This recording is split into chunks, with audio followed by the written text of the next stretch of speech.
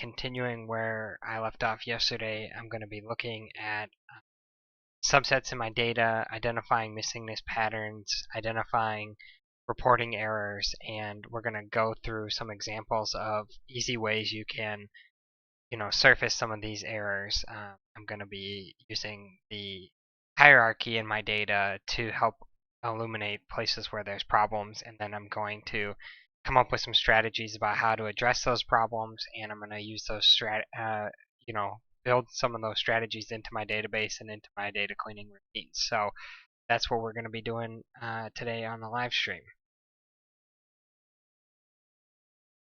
Okay, so I have my RStudio window open here, and I am working right now. Yesterday we had a bit of a interesting reveal on the live stream in that we found out that roughly 30% of the rapes reported in the FBI published statistics for the one region of the country are not found in this data set.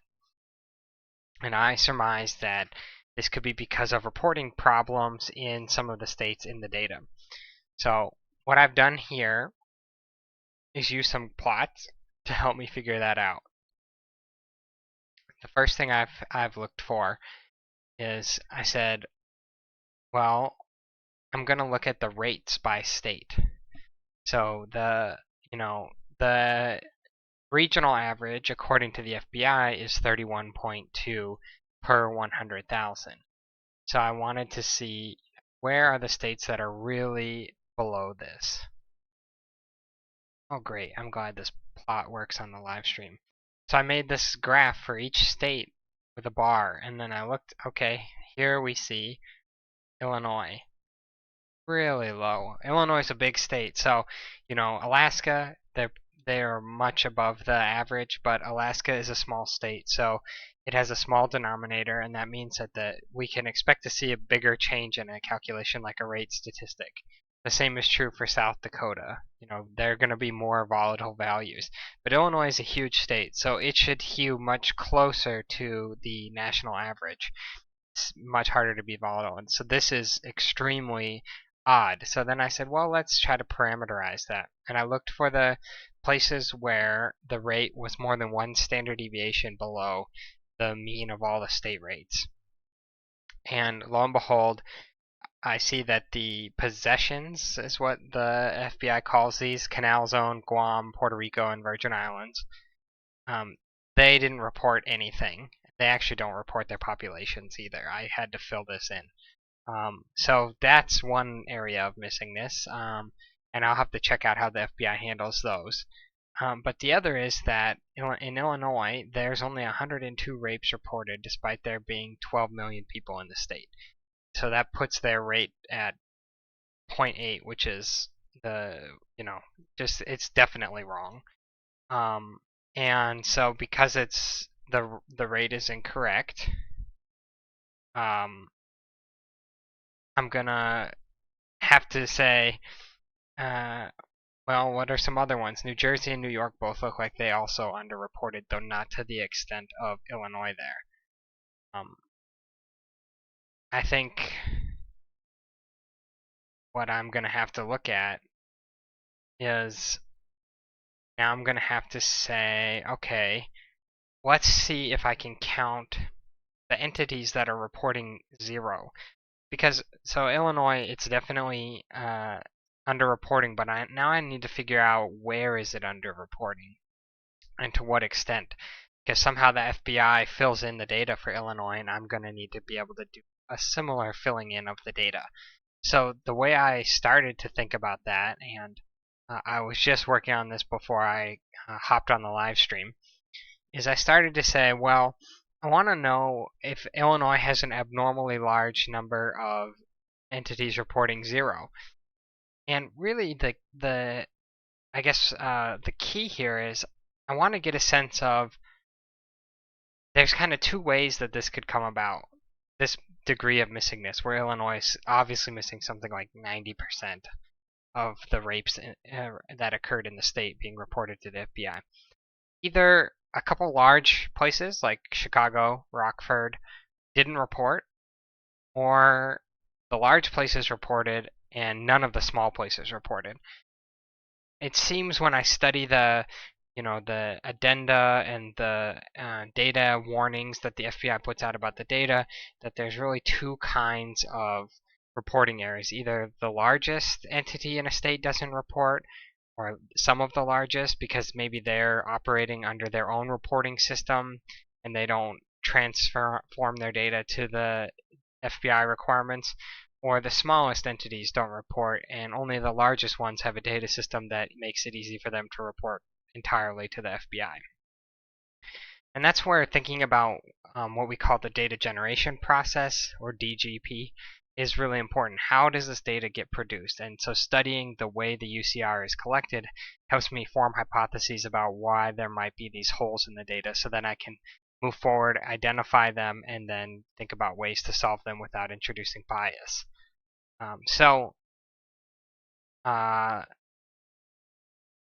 The first thing I did, which turns out we're going to find out it didn't work that well, is I looked at the percentage of total entities that reported to the FBI in each state that reported 0 rapes.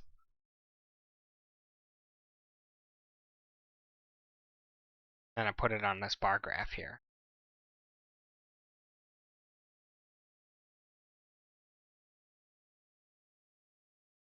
I don't actually see that much variation. Now here's Illinois.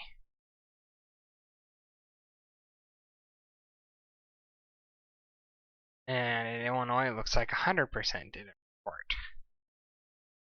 Or really close. But, in many states, because the number of jurisdictions is high, there's a lot of small jurisdictions, and a lot of them legitimately won't have any violent crime that occurs, including rape. So then this isn't really a helpful statistic.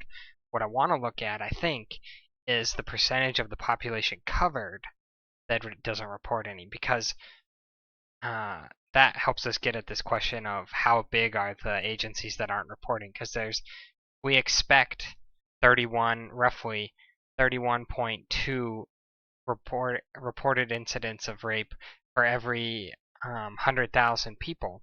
Then if we have an entity that has 100,000 people and it reports 0, that's more suspicious than if we have an entity that covers 2,000 people and it reports 0.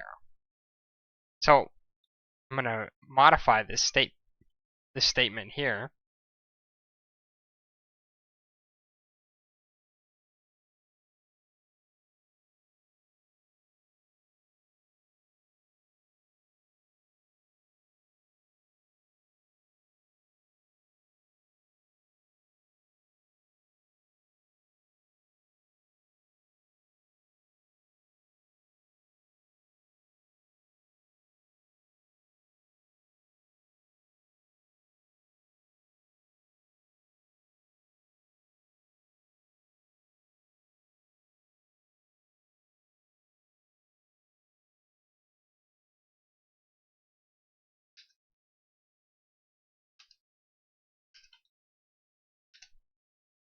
Now I can see the percent of the population covered where there's no data reported for rapes. A higher number is going to be a problem here.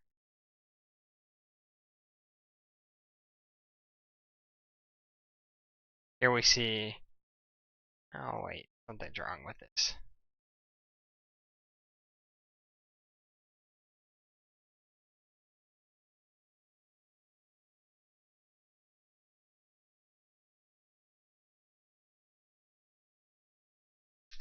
That's what I want to see.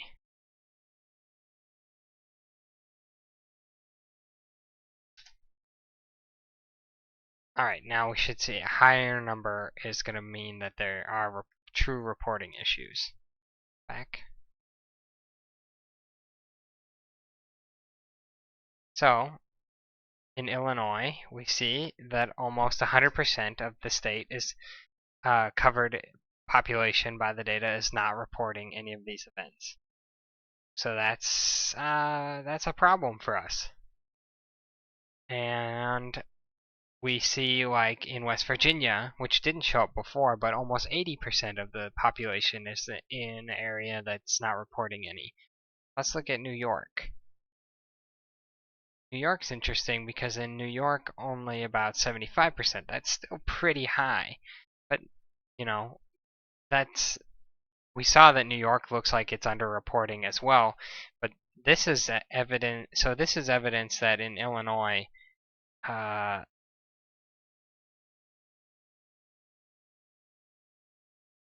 we saw that almost all entities didn't report, and that covers almost all of the state.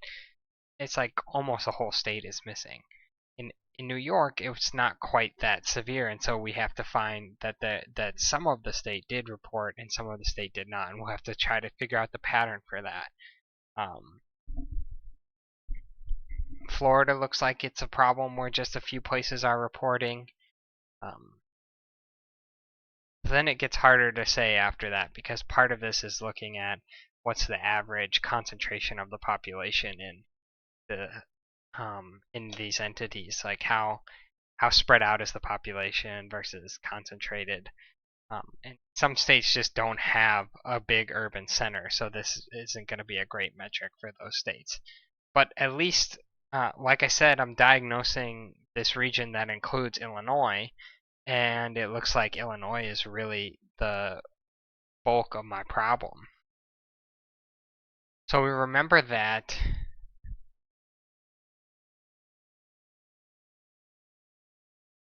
in the Illinois region, I'm missing 4,504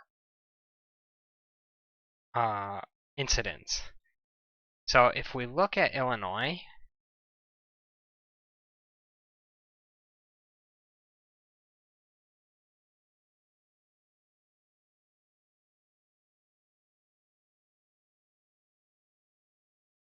there's 102 rapes reported, but what would we expect? We would actually expect they had the average for their region, 31.4 times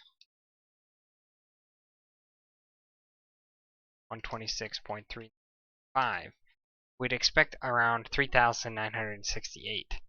So let's just say if they're the average, then that makes up the bulk of the underreporting that I've uncovered is because Illinois is not quite reporting correctly.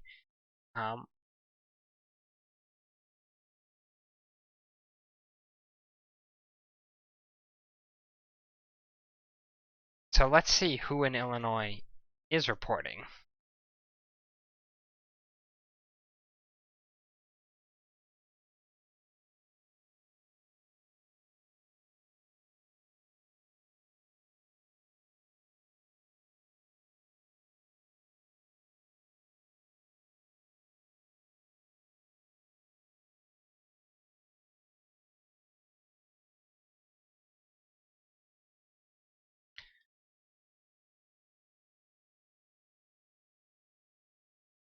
Agencies. Well, one agency 12 times. So the only area in Illinois that reported is Rockford. They're the only ones who provided valid data or reported any rapes. So that means that Chicago is missing, which plus everywhere else, Springfield, etc. I don't know Illinois geography that well. So that's an interesting concern and something I can really use to think about how to properly impute this data.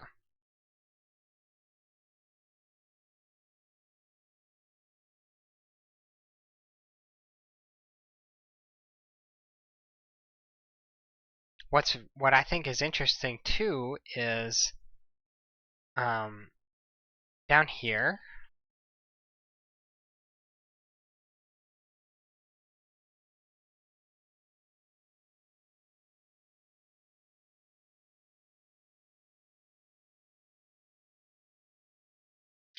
I'm looking at I had tried to codify all of the data errors and made a new table in my database that the FBI reported. So the data errors reported by the FBI, and I actually had a specific note about when the counts for rapes were misreported, which the FBI calls out each year in the methodology section of their report. But what I noticed is for 2011, there is no information reported for that I could find so far.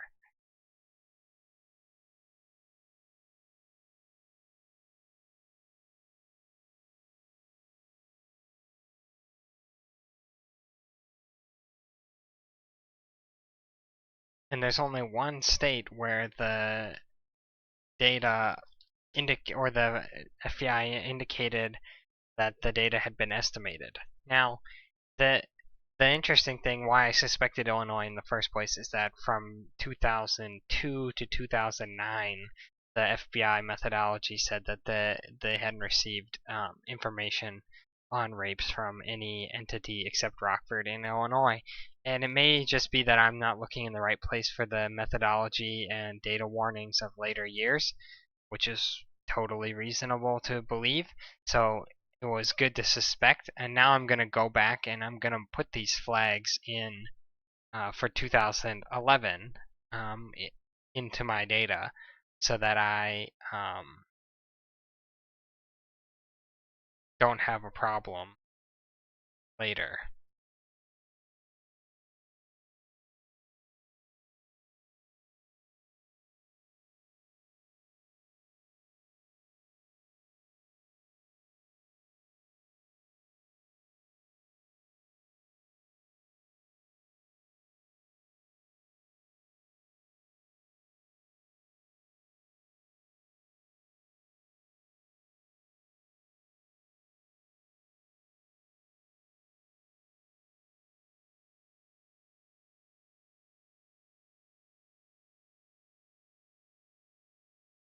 This is now another interesting thing to think about is that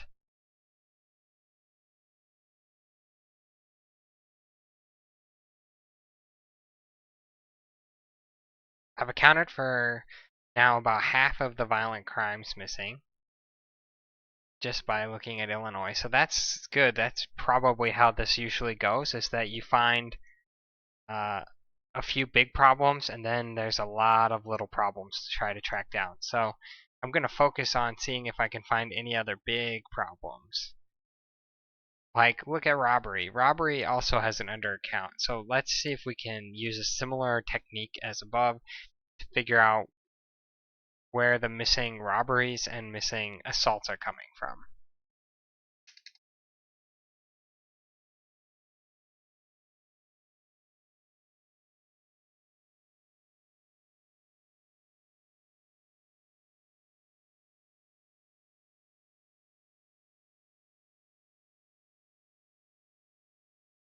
So, get this.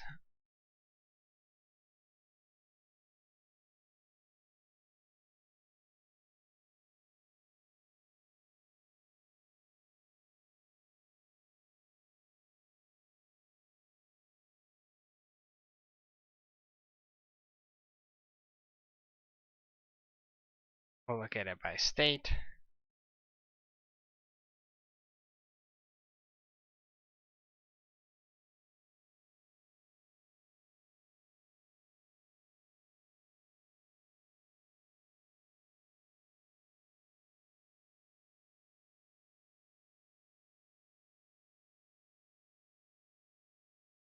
We have a huge outlier there with DC.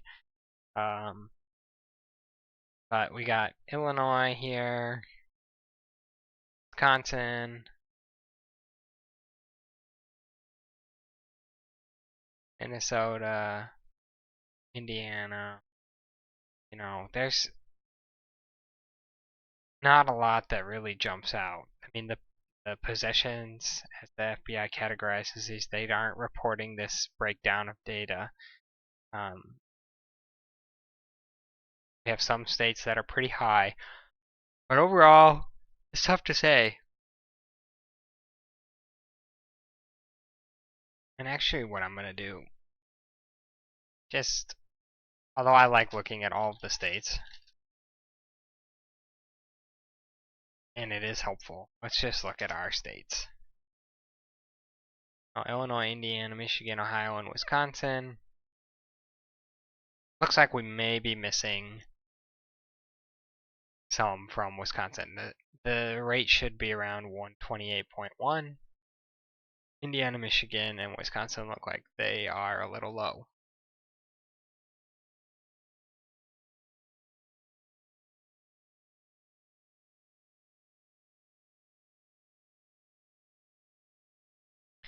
Now, how do we diagnose that? Well, we should look for individual agencies in those places that where we have an expected robbery count and they are way below that expected robbery count. So let's create a little data frame here where we filter out the data. And apologies for the running. This morning live streaming thing a little tricky for me. This has just been one of those weeks where it's hard to get going. I'm gonna have some tea to help ward that off and then keep going here.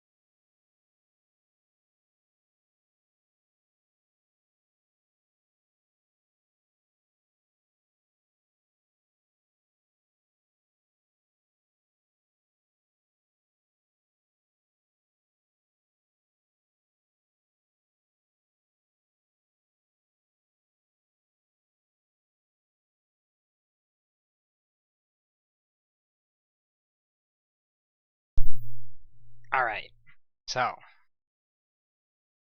we're gonna select out our east, north, central states.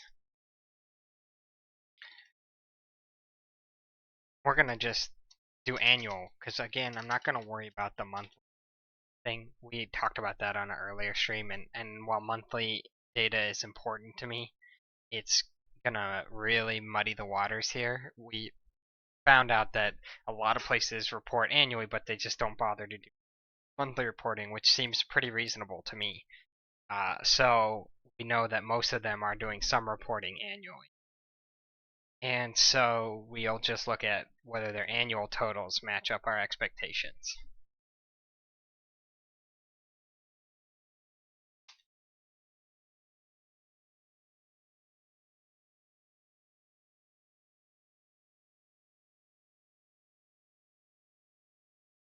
So we summarize.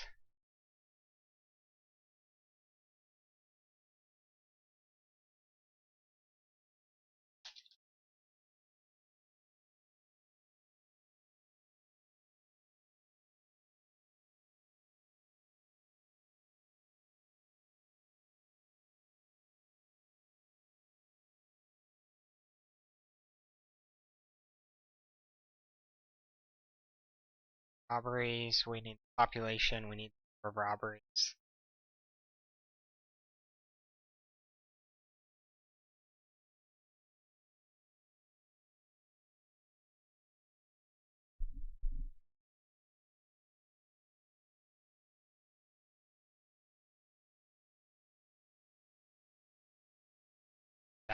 That'll actually do it for us.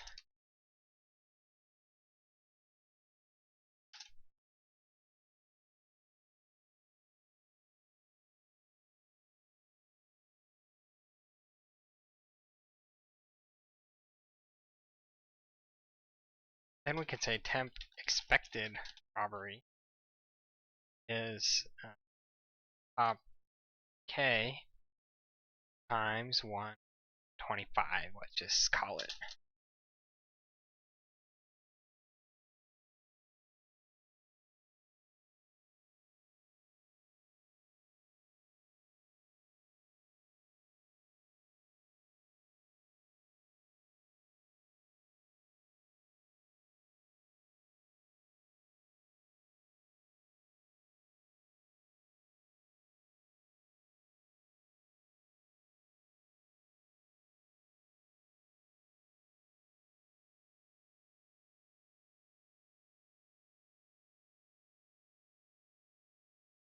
let's just see how often there are 25 or more of a large undercount of the robbery. Okay, let's see. Actually, what I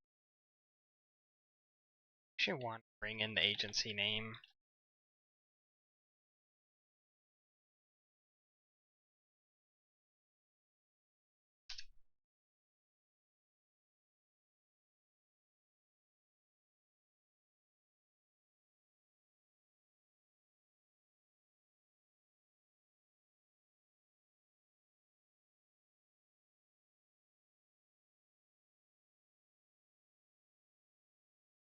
So this is just going to create a little logical flag where it's true if the number of expected robberies is 25 or greater than the observed robberies.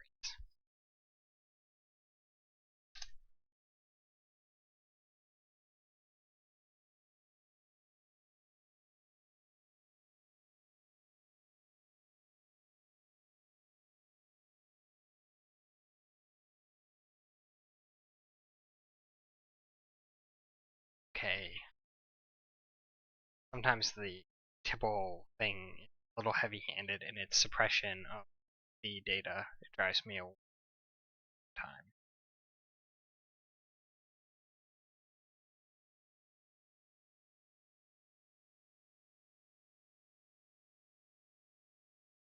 So here's, yeah, Cook County.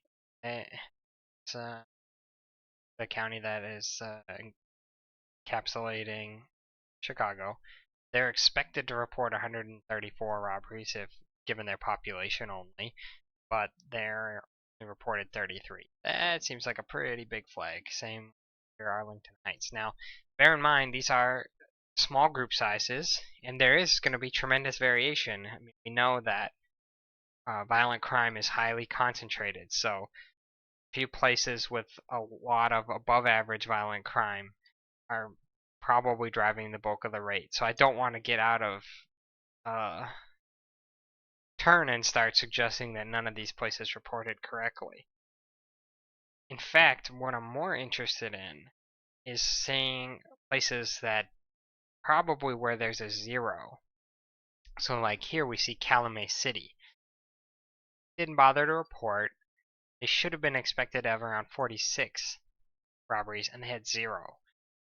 That's suspicious because, Bartlett, they reported 2. They were expected to have 30.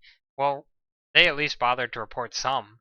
It's unlikely that they're juicing their numbers. I don't. The UCR isn't maybe incentivized in a way that agencies are trying to, systematically suppress their crime reports. Although that could be true. I need to read more about that.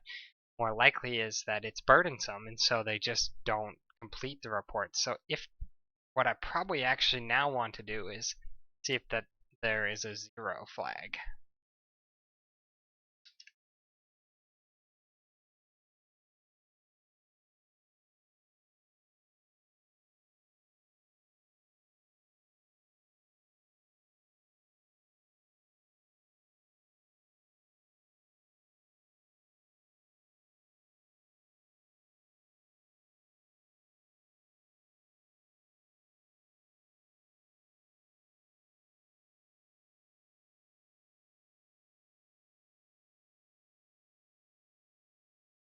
How many rows are going to meet this requirement?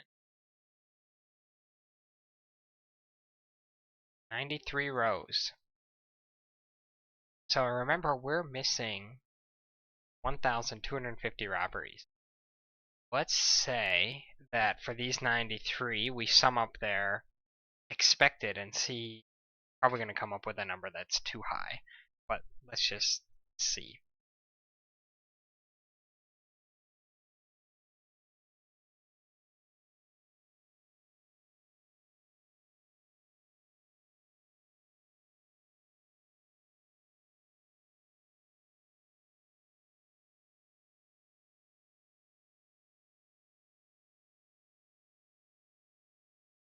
Well, we come up with 3,651.898.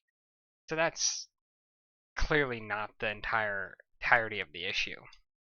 mean, that would be the most naive form of imputation that we could do, is to just assign the regional average to every entity that didn't report. But that's not really what we want to do. Still, we very definitely can see that there's some problem here. Now, another thing we can take advantage of is I actually know whether they bothered to report any crimes or not. And I didn't bring that data in, but I do have it available here.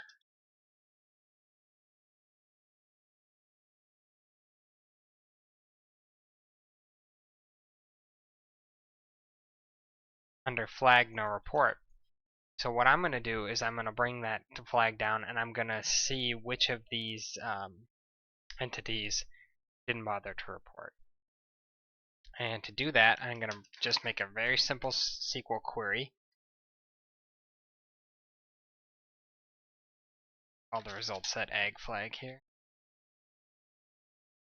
Query.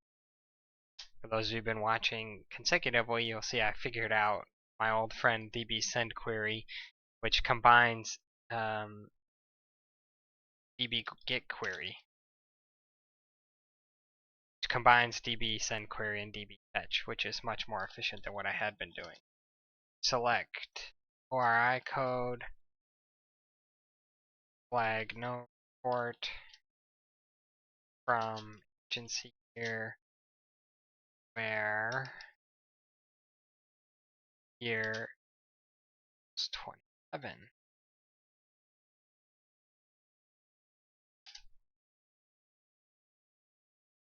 Okay, say temp gets 9, temp egg. Temp should stay the same size when I do that.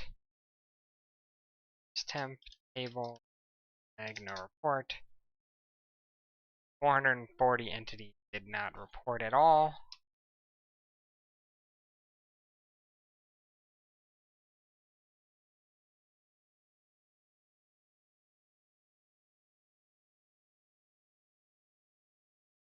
So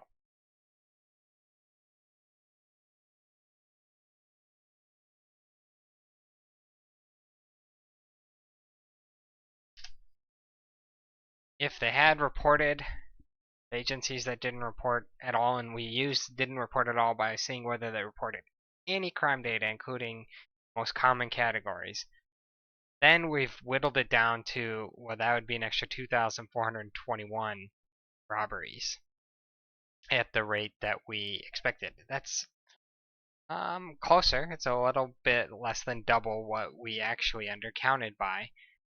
Then we have to say that non-reporters probably have a lower rate than reporters, but we would need a model to fix that.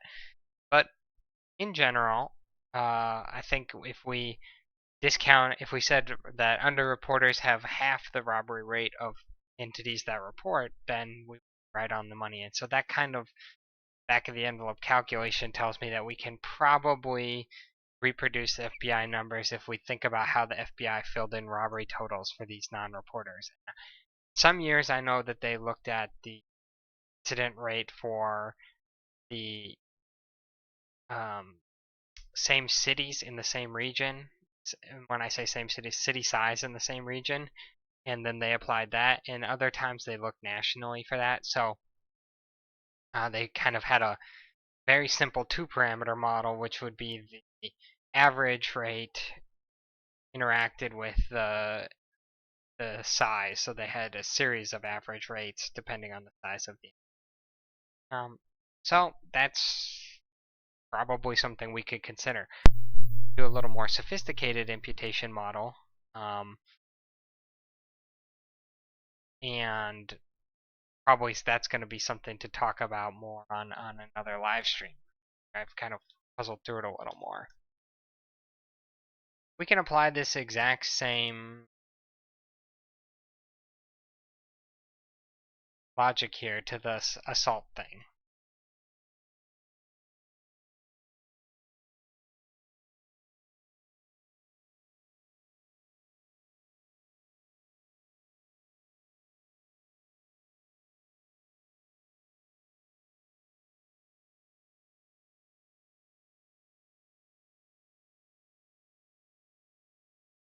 Gotta be careful about abbreviation there.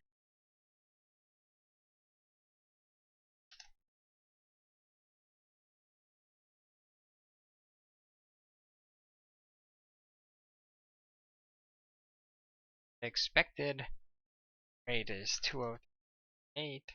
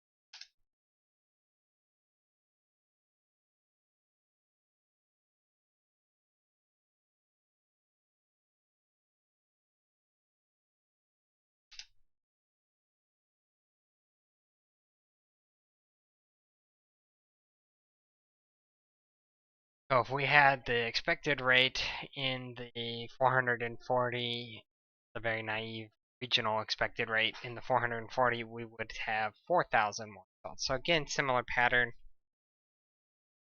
So basically what I need to do is figure out for the non-reporting areas how to fill in their data. That will help me recreate the FBI. That's exactly the goal I set for myself, was to be able to figure out, because my data is not the actual data that the FBI tabulates their report from. They provide this data file to the National Archive of Criminal Justice Data, and then National Archive does some post-production and then publishes it. I wanted to make sure that my data was not data that the FBI did not include the FBI imputations. Or it did. I just needed to know. And now I know that it does not include the FBI imputations. And so what that means is that I need to create flags for data that I'm going to impute, and impute the data so that I can recreate the FBI totals. And I'll probably, impute the data following a different method than the FBI. Maybe I won't. We'll see. But maybe I'll do it both ways. But the point is that I need to figure out a way to recreate these numbers using the same methods, some methods to address the non-reporting, because the FBI clearly thinks that non-reporting needs to be accounted for. And it looks like reporting agencies have a slightly higher crime rate than the non-reporting ones on average, so that has to be adjusted for as well. If I built my model on the data that I have now, what I would find is that I would be overestimating crime, because I'm ignoring places where there is not as much crime and that don't bother to report. So it's really important to understand that component of the data very well, so that and I need to go through and replicate this process for all the types of crime that I have in my data. But it's important to be able to do that so that I can recreate these statistics. Now, the next thing I need to do is I need to do this same procedure for the arrest data. And the arrest data is kind of a hot mess. So I think that I'm going to go ahead and start working on it here. The arrest data is much more unwieldy. If you have been tuning in all along, I had to redo my entire database strategy to include the arrest data correctly, because it's just the volume of data is much more. The arrest data is broken out by demographic and by offense type, and so the way it's organized, there's just much more raw data, and I need to organize it into different ways to answer different questions. I had to think about that more clearly, whereas the data I'm working with, clearance data, is a nice clean summary for the most part of this one particular slice of data. So there's more work for me to do to produce the arrest data. Drinking another slug of tea here, and then I'm going to pull up my browser. I'm going to pull up arrest figures from the FBI, and then I'm going to start pulling in the arrest data into my R session from my database, and we're going to try to do a similar analysis here.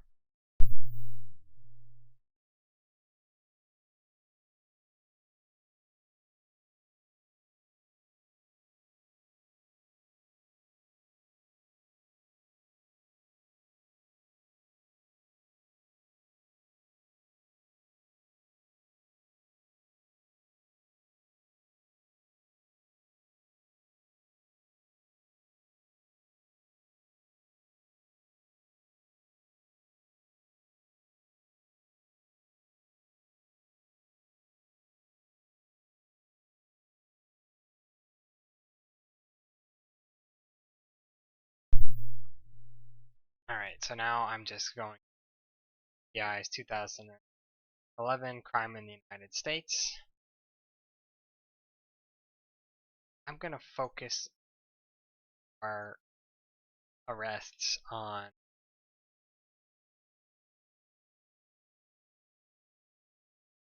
property crime.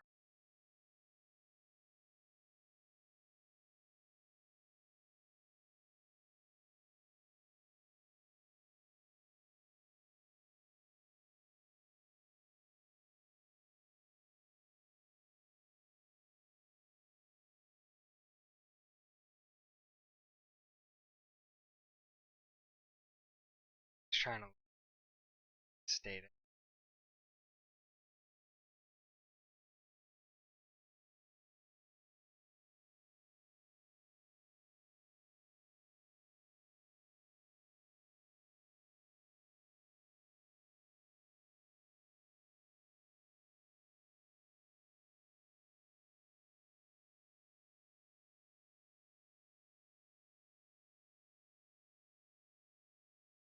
Number and rate of arrests by region.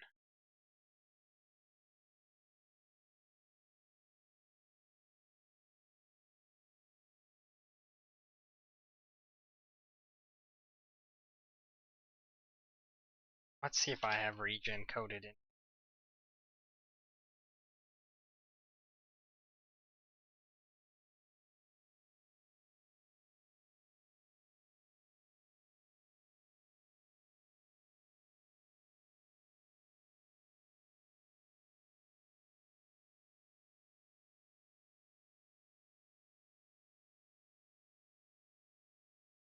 Division.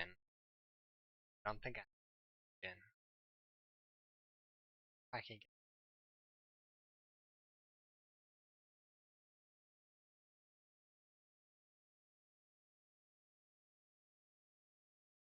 certain state.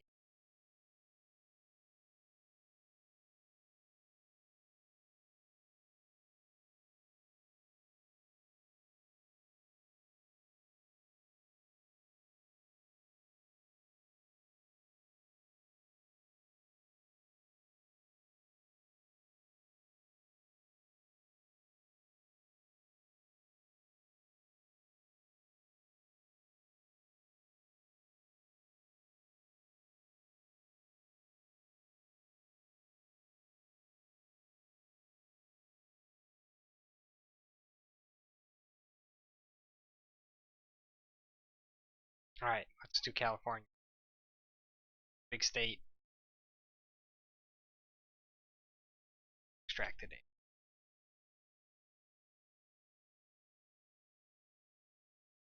So the first thing is I find myself what's in the database. Actually, don't even name these tables. Just annual.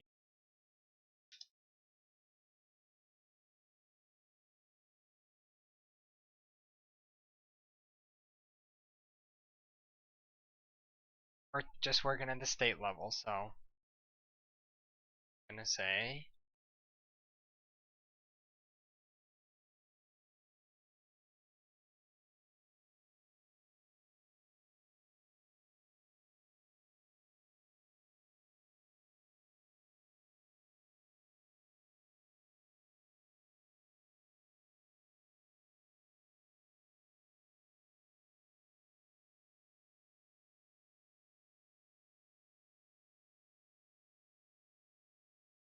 it's gonna be a little tricky.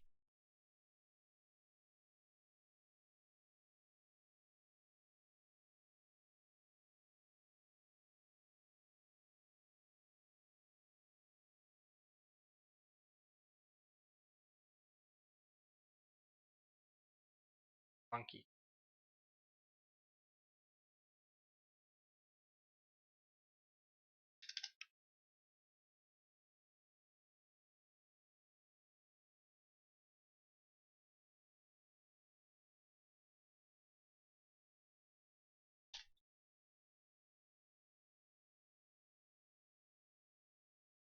Code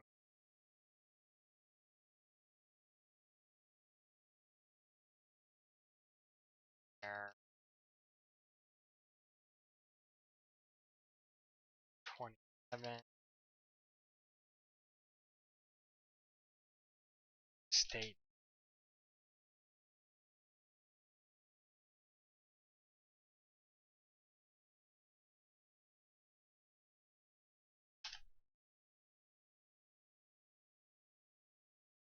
Query is running. Way there.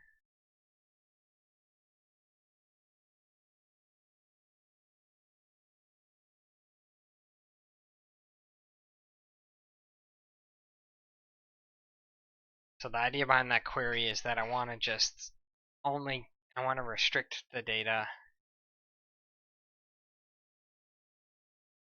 Yeah, that's what I thought. I restrict the data to where only pulling in data from California. Fortunately, I don't think I've actually normalized the identifiers, and that's the database right now.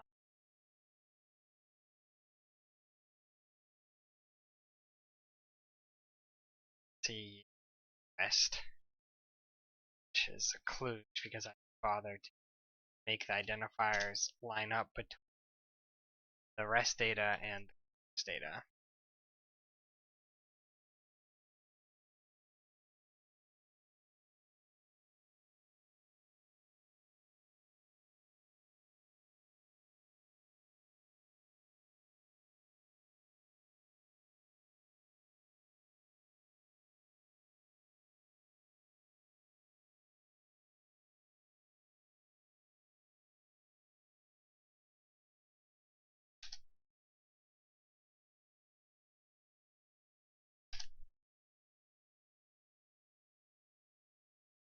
So I'm not doing a good job on database management.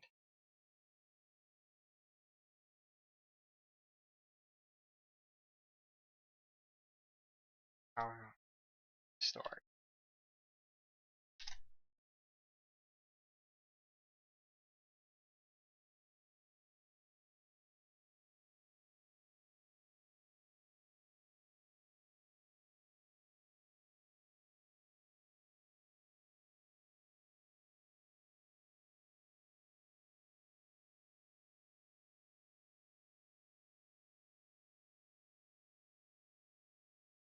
See what values here are. Okay, 11 is there.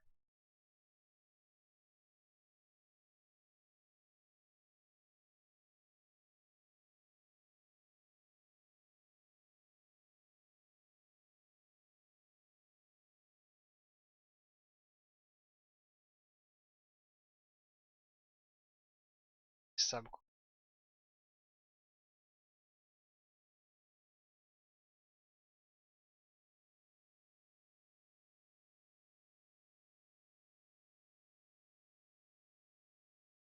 awesome states variety of names. of them are their actual.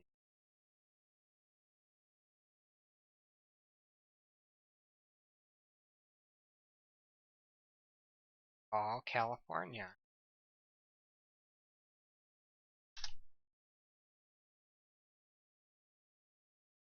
There we go.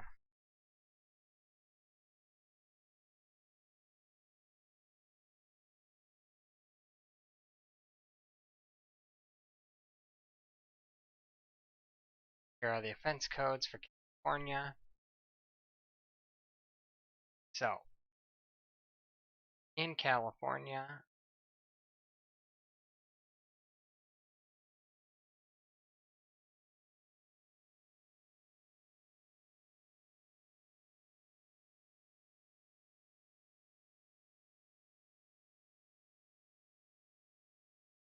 that's my problem. Our code is actually a code. I have some substantial issues with for this data, which is good to find now.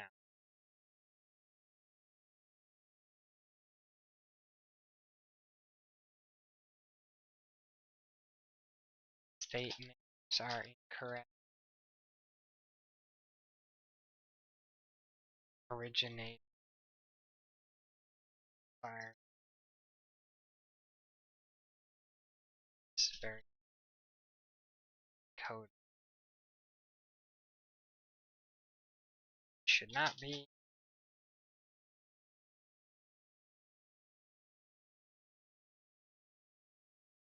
These are easy fixes. Task to give the computer when I take my lunch break. So, kinds of identify as an opportunity. Now, that said, we still have data here. We actually don't really care what that identifier code is, although it would help us to population of these places. We can still do a lot here. So, one thing that's interesting is that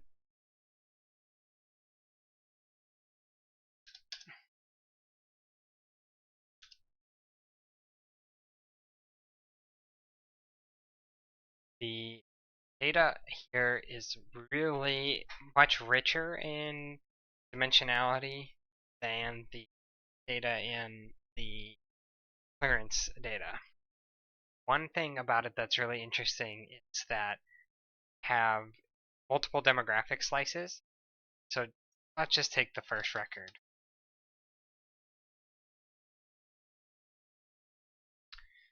Year 2011 offense code because record.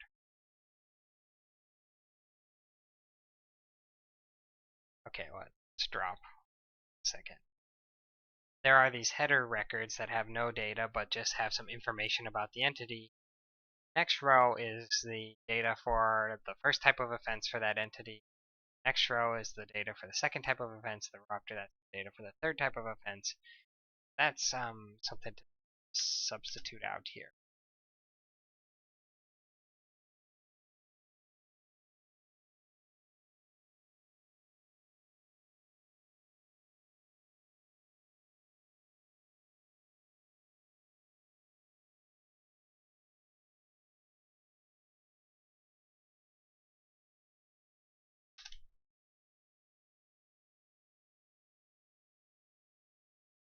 Here we can see it a little better.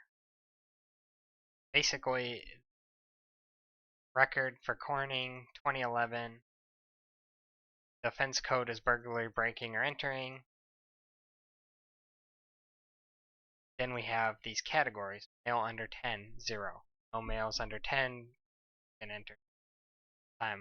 23-year-old male committed breaking and entering. 30 to 34-year-old male, 3 of them committed breaking and entering. We don't see any females who were arrested for breaking in. We don't see any juveniles who were white, juveniles who were black, again, who were Asian or Hispanic. See any who are non-Hispanic. We see 7 adult white adults, and we also know that they're all males. So in Whittier, in 2011 there were 7 breaking and entering offenses. They were all committed by adults white males, and one of them was 23, 3 of them were age 34. It's got to be a couple more of them.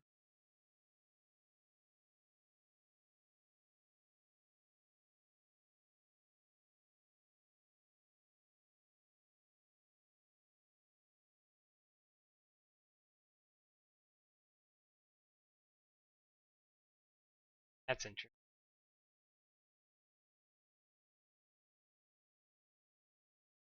Didn't report that. That's going to be something I'm going to have to figure out. They reported 4 in the age breakdowns, but they reported 7 in the race breakdown. That's a kind of new wrinkle that we're going to have.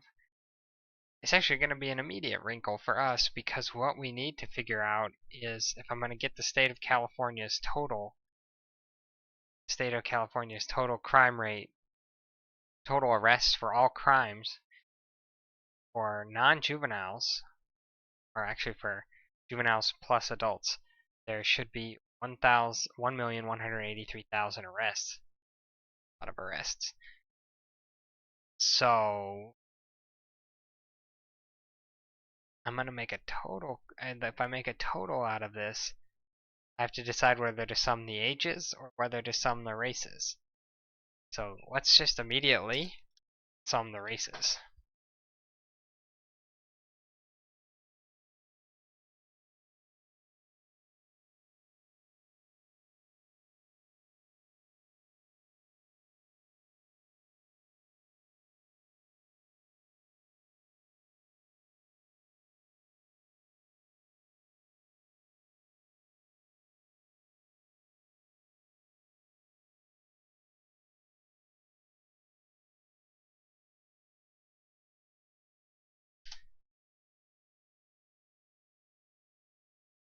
Okay, I was playing around with this the other day.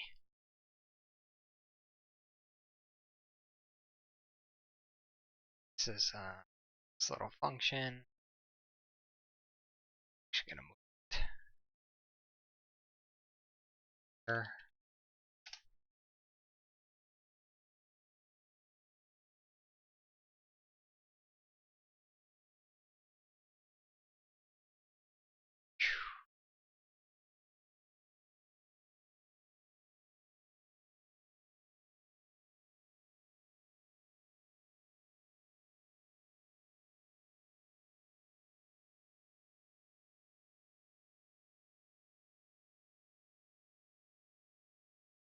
So what this line is doing is I have this function that's going to go in and delete all the character values. Oh, hey, thanks in the chat for helping me spot the missing 7 people. Missing people from the totals. That is very helpful. There they are, female 30 to 34, 3 of them. That gives me a total of 7.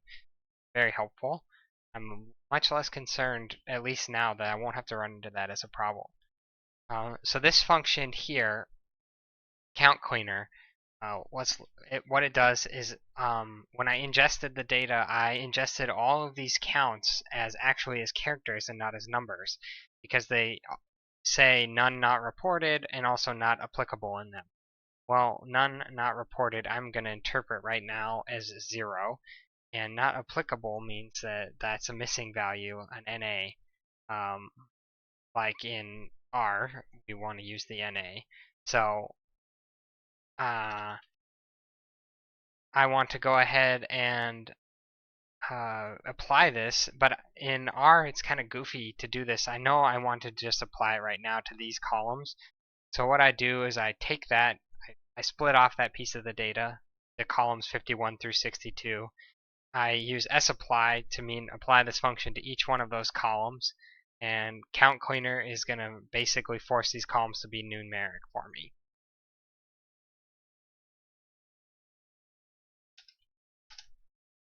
So if I do this, I inspect columns 51 to 62. They're numerics now. They're also going to have some missing values, I bet.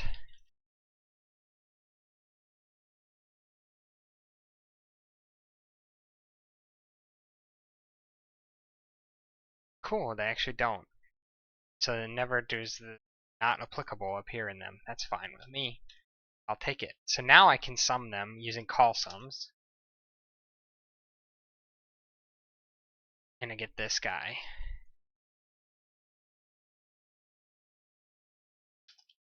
Now what's interesting,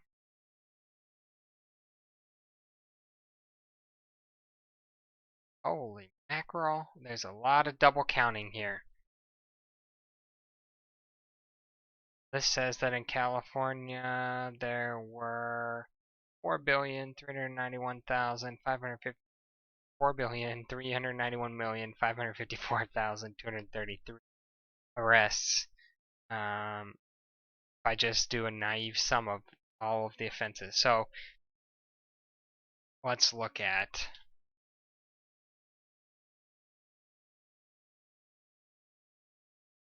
there must be some, the data's long by offense code. There must be some hierarchy to the offense code. Maybe there's a total in here.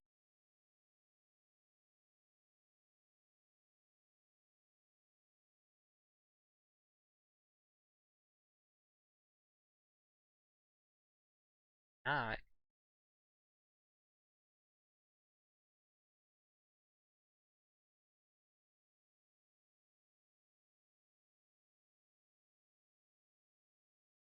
Maybe Hispanic and non-Hispanic.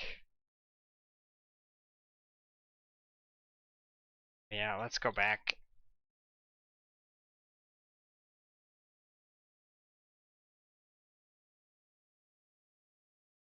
Oh no, it doesn't seem to be duplication that way. So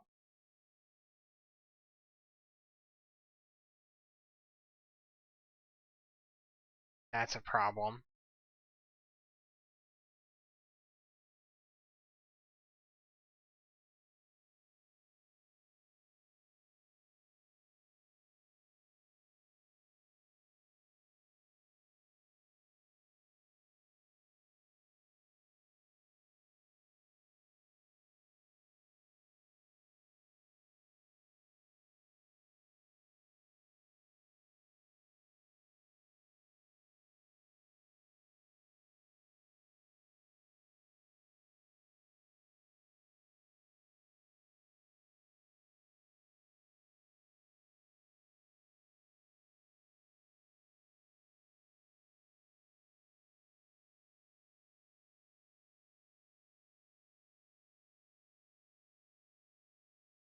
Oh, my column sums function is dumb.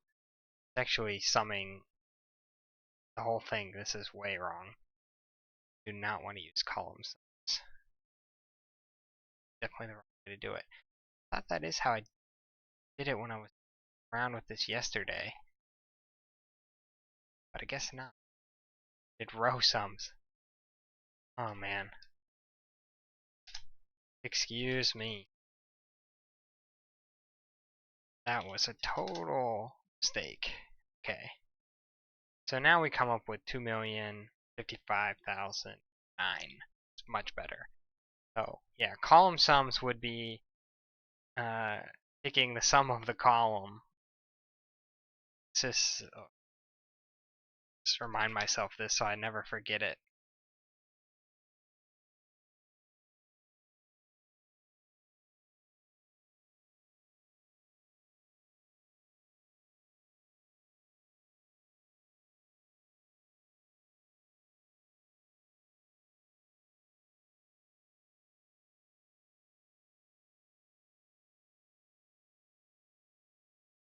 Column sums is taking the sums of the columns somehow. I don't really know where it's getting 927 from, but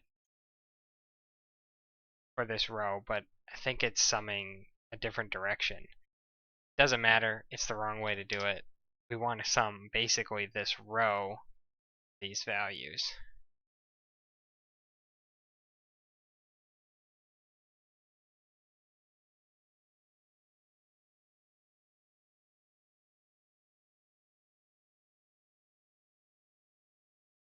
Here we can see that we are successfully doing that.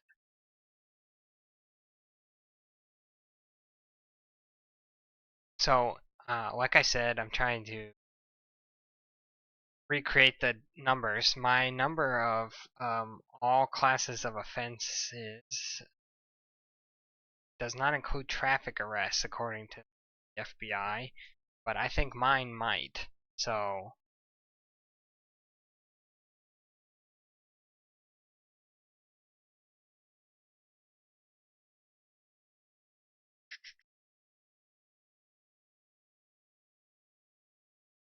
to check into that.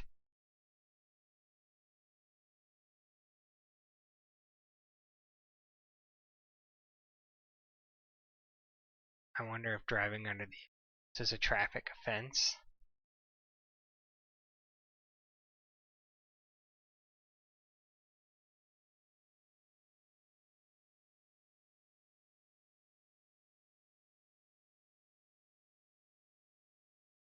Um,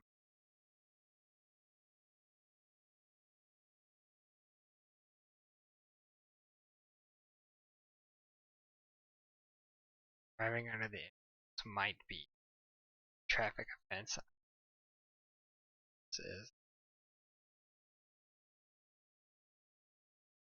Let's see what we get as a total if we filter out driving under the influence.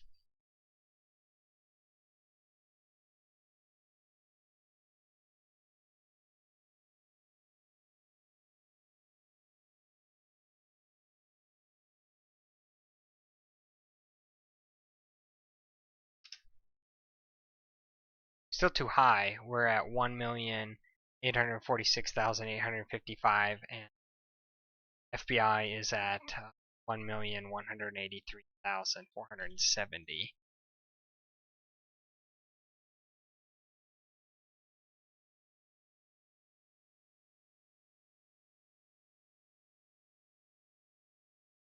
So that's way too high. So we need probably, I wonder what other, all other offenses could be.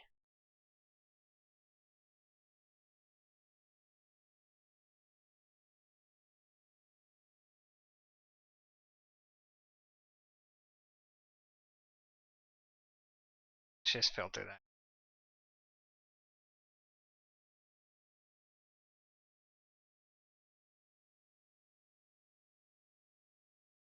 Construction is one I'm actually love using. Construction where I say, where the offense code, this negates the following statement. I say offense code is is in this set. I say give me the total for everything where that's actually not true. So that's 1,429,577. Getting closer.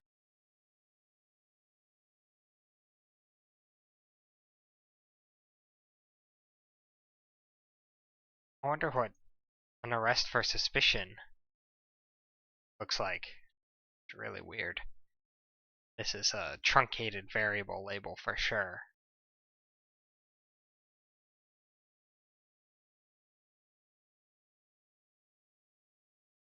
And this seems like it's a double count.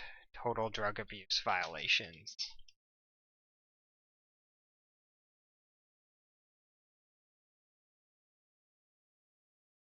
Anything else have the word total in it?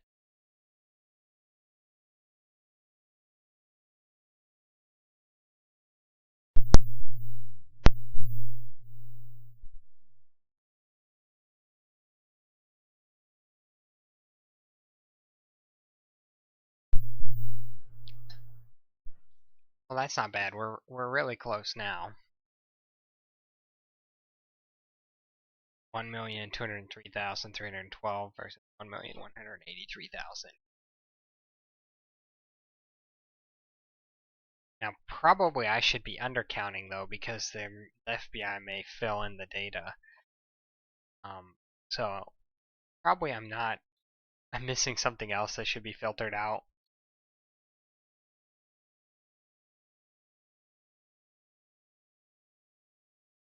Like the sale manufactured, that might be a total category. Just see what happens if we filter that out.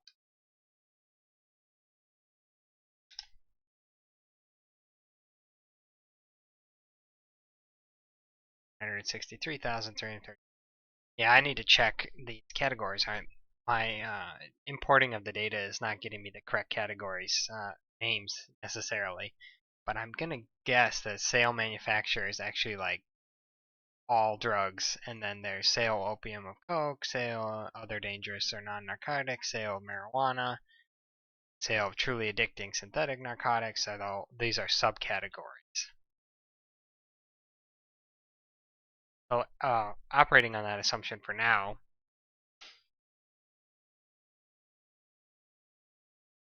I can actually look at some of these subcategories that the guy has published.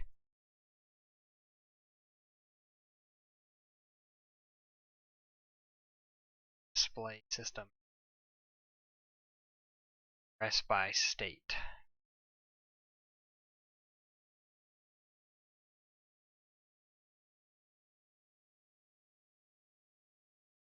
Here we go. Let's pick a interesting. Let's look at gambling. Odd one.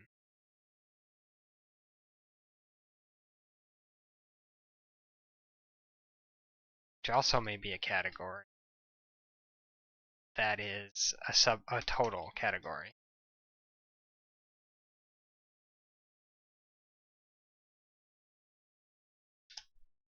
Yeah, well, the FBI says that there are 590 gambling arrests in California in 2011.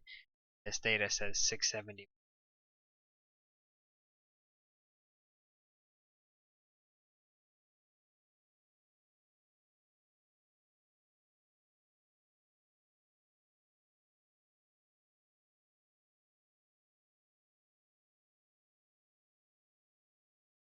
Interesting.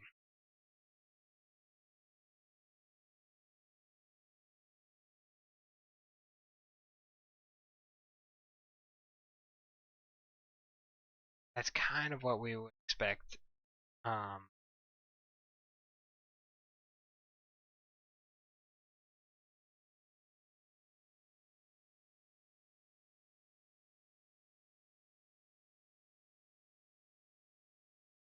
That we would have a account for some of account for others. Let's check out.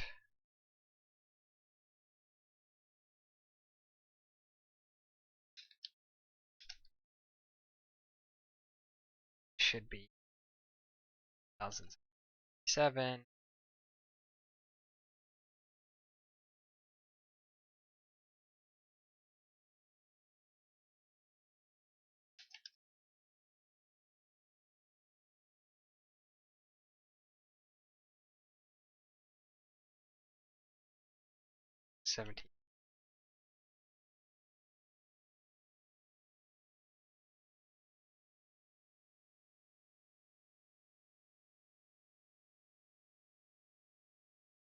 So now let's just say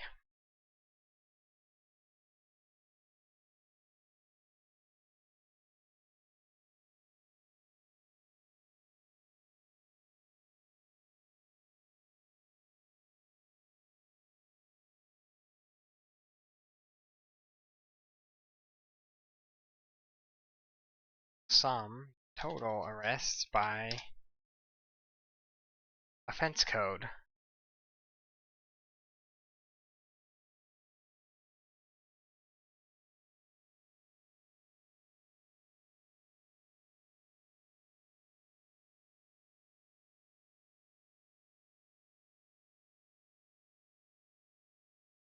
Aggravated assault is 95,637. I have 86,465.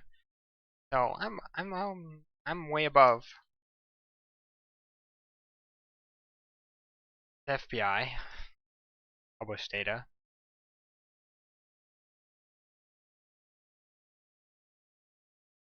And I'm wondering if it's because I'm including duplicates somehow. And I did run into this before, where agencies were doubled up for the same offense code. So they reported twice and it's like one was an updated version of the report, and for some reason both made it into the data. That's pretty easy to check because I should have, this should not be duplicated, and I can count the number of times that this pair occurs. So dupes is gonna ungroup by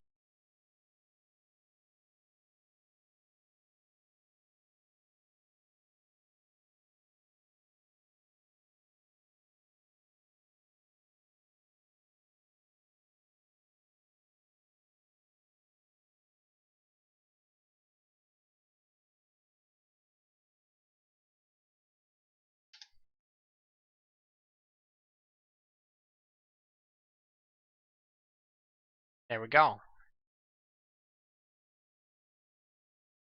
Alameda has 2 entries for aggravated assault. These are annual, so they are duplicated.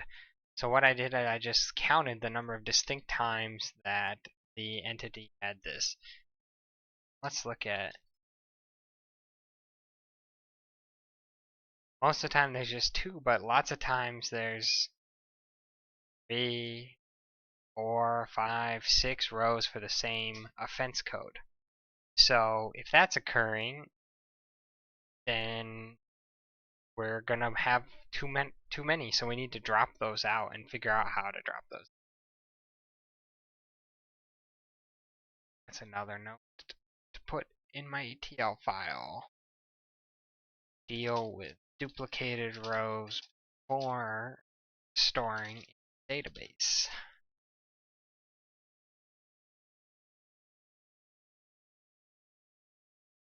Now, might just be fun to check out 2 of these rows. So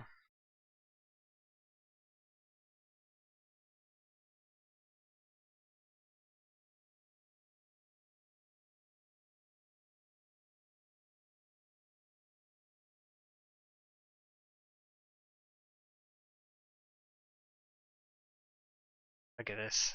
Let's pick Albany. See why I did Albany for disorderly conduct.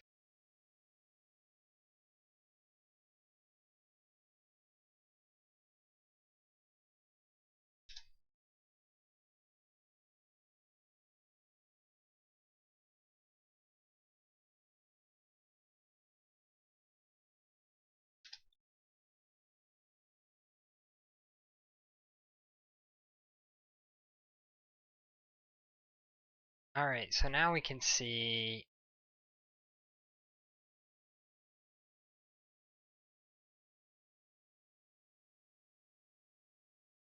adult male, adult female, juvenile reported, adult male, adult female reported.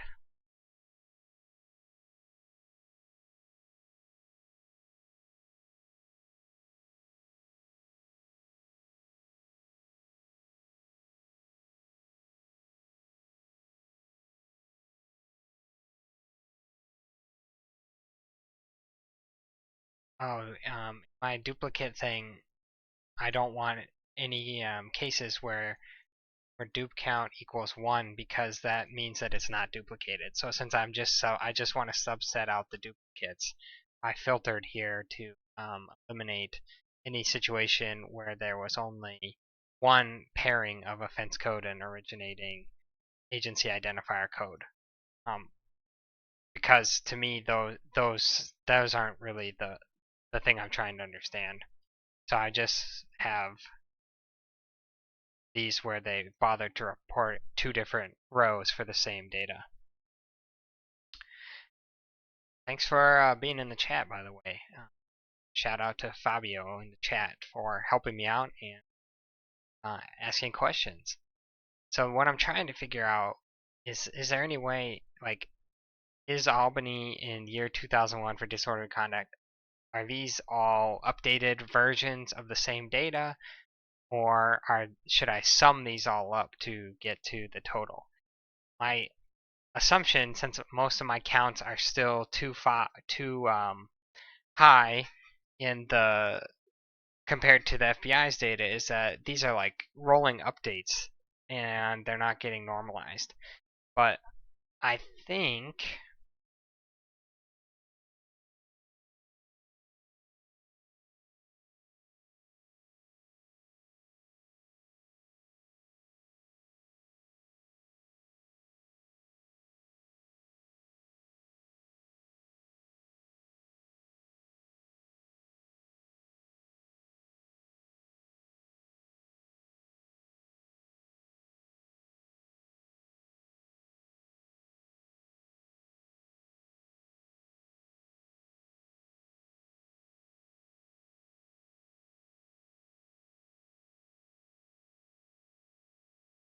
I seem to have lost my database connection. I haven't. Using the wrong command. Okay, these fields. I think in this, I split off these attributes by year. Maybe in here, one of these, this record contents, for example, might tell me whether or not the data is duplicated or not. So, guessing that that might be the key to unlocking this duplication problem. Not everybody's duplicated. I mean, these are definitely duplicates, and not everybody bothers to have these 2 rows reported. They sometimes, in most cases, they're reporting 1 row. So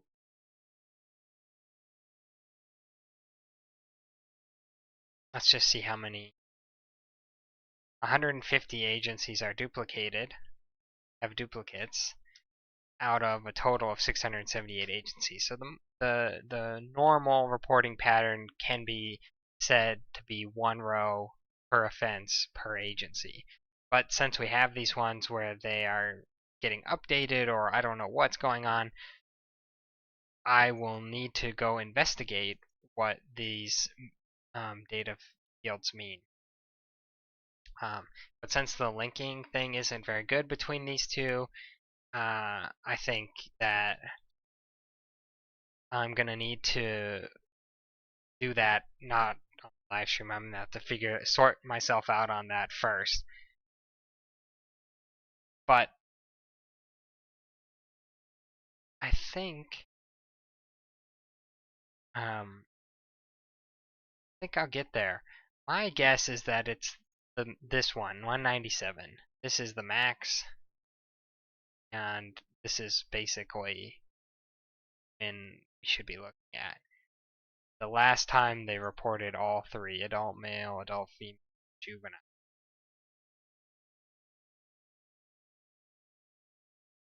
But can't be sure. I also can't be sure that there's more than one Albany, and that the problem with how I stored the identifier code means that I am actually, the name field is getting truncated, and that's a problem as well. So this data is not, it's not ready to be analyzed. It's too messy, and there's too many problems with the way I've imported it into my database. So that's probably going to be what I'm going to work on a little bit more, because really the 2 pillars are the arrest data and the offense data. And we saw that I have a pretty good handle on the offense data, probably ready to start modeling some imputation models and applying them to the data. But I need to have the arrest data there as another validation for the offense data and as a way to ensure I'm treating each entity correctly. And I still need to do some work on how I ingest, recode, and store the offense data. So I'm gonna go for a little walk, clear my head, and I might stream later this afternoon. Otherwise, I think my next scheduled stream is going to be tomorrow at roughly the same time that it was today. Although I think I actually have to move that now. I think I need to move that now. So I actually think tomorrow we're going to start about half an hour later to 45 minutes later than scheduled. But anyway, we'll still be there, and I'll update the website to mention that. So that's probably going to be it for the stream today about validating your data, using the structure of your data, thinking about the data generating process to help you understand why is the data structured the way it is, where might the holes be in the data, and how can we think about proper corrections for the whole data. So that's going to keep being a theme, and it's nice to have you all looking over my shoulder and helping me out a little bit in the chat. That's been great. So hopefully I'll see you again soon. If you have feedback, you can leave a comment on the video, or you can reach out to me on Twitter. I'm at jknowles on Twitter, and that's where I announce when I'm streaming. So tune in more regularly. Make sure to check out my Twitter account. So until next time.